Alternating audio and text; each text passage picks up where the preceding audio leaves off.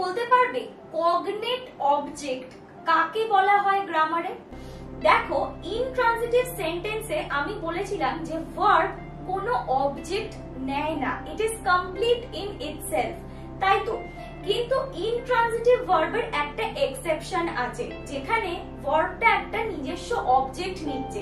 আর সেই অবজেক্টটা কেমন?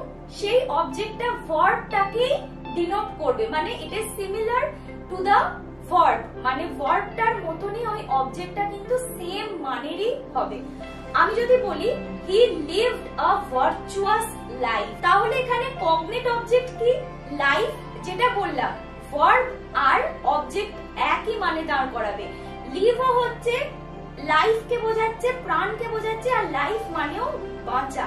তাই জন্য এখানে লাইফটা দেখো হচ্ছে কগনেট অবজেক্ট, যেটা intransitive verb is taking an